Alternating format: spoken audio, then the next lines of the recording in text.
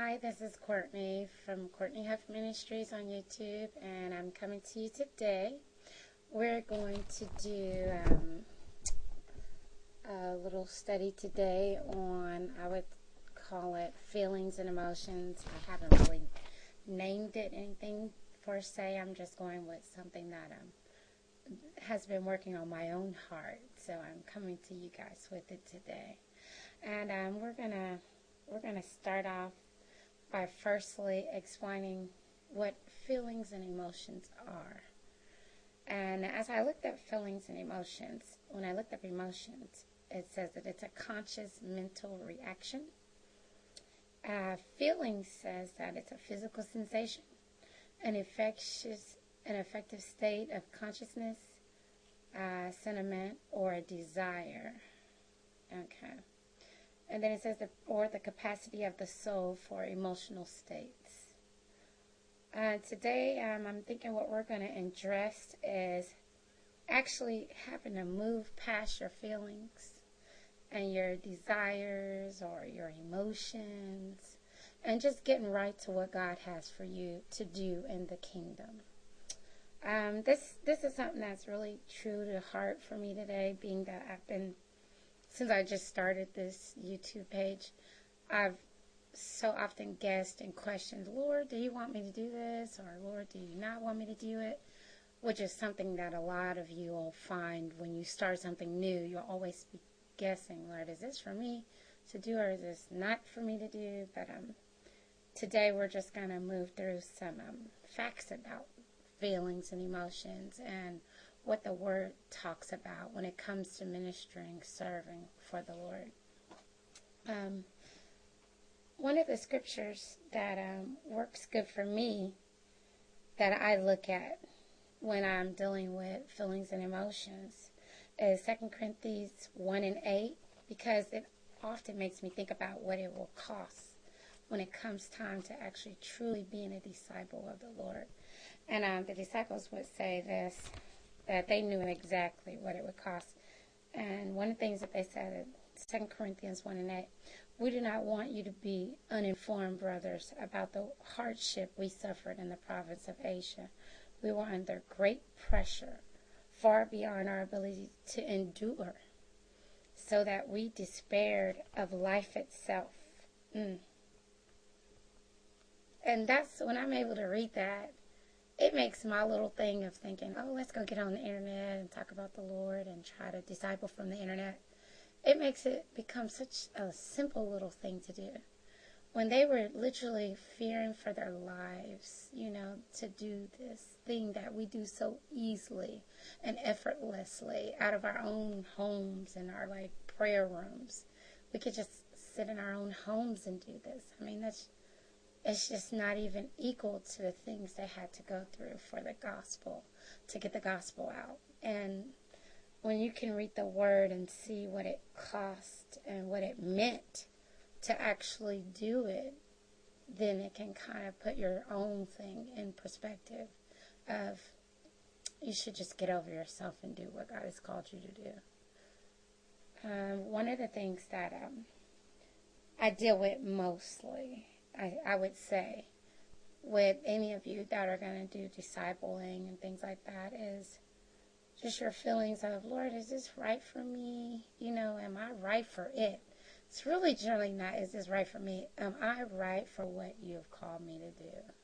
And even if I'm not feeling right, should I do it right now, even when I'm not feeling right?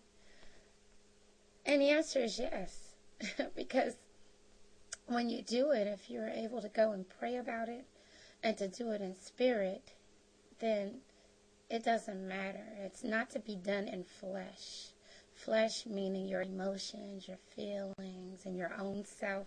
When you do this, you literally should be doing it in the spirit realm. You should be doing it in the spirit, not in the temporal, which is, what we see and hear and things that affect us, that are around us. That's a temporal.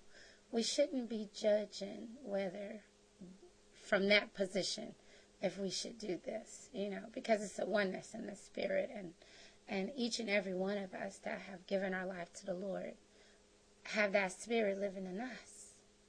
And when we come to do the things of the Lord, we should come in spirit. We should come from a place in here, not from a place of, oh, am I smart enough to do this? Or, oh, am I this enough? Because truthfully, you're never enough to do this. You were never meant to be enough to do it. It is the Him that lives in us that's enough to do this. So that whenever you start to measure up and say, Lord, am I right to do this? The answer is no, you're not. But the He that is in us is right to do this. So even in that point, go to the things that He has had for us to do, that is set for us to do. Don't let the devil steal any more of your time, because time is one of the limited things that we do have. He really loves to steal our time, where, you just assume, well, I'll do it tomorrow. I'll do it the next day. I'll do it the next day. But how arrogant of us to assume that we have tomorrow. We should live each day as though it is our last. As though this is the last day I have to do all the things that I have to do for the Lord. That's what we need to do. And what we do is we normally say, well, today I'll do this and then I'll do that. As though it's our time, This is not our time. Our purpose on earth is not to have as much fun as we want to have, to do. Not that we're not supposed to have fun and enjoy our life, but our life should be for Him, should be lived out for Him. And I find myself sometimes seeking pleasure and enjoyment and fun and, just easygoingness, and which is good at a point, but it's a difference when you realize that you are no longer exuding any discipline in any area, because that could be tempting too. The devil will tempt you with whatever will work.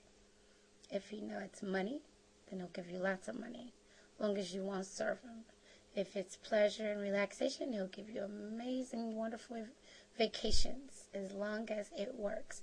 Whatever will work, he will tempt you with it.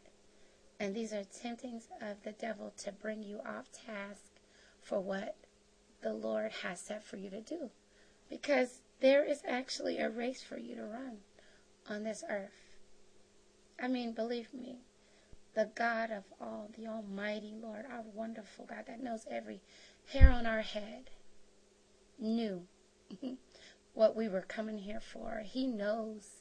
Like Jeremiah 29:11 says, I know the plans I have for you, the thoughts I have for you, a plan to give you a future, to give you a decided end, a plan to prosper you. Where He has a plan. And when we live daily, not even consulted with the one that has the plan, then I would say we're living haphazardly. We're wasting our days away. Although it may be for the short time that we receive our, happiness, over time you'll realize that those are empty pleasures. That's why they're called empty pleasures, because they can never fulfill the things that the Lord has for you. You can throw money at things and have a great day and a great week, but when it's over, it's over. But when you throw yourself and you throw the things of you into the Lord, when it's over, you still have the residue of His Spirit over you, His fulfillment in your life, His wholeness, His stability in your life, His joy. Like they say, happiness is limited because it's only happiness while things are happening. Well, joy is not. It's not according to what's happening. Joy is just made perfect right then. I mean, it doesn't matter what's going on. Joy is there, and He's the giver of our joy. So I just hope that we pursue the things that last. He said to store up your treasures in heaven, where the robber can't take it, where nothing can take it away, instead of us storing things up here, heaping up things on earth, which we can't take with us, It's really not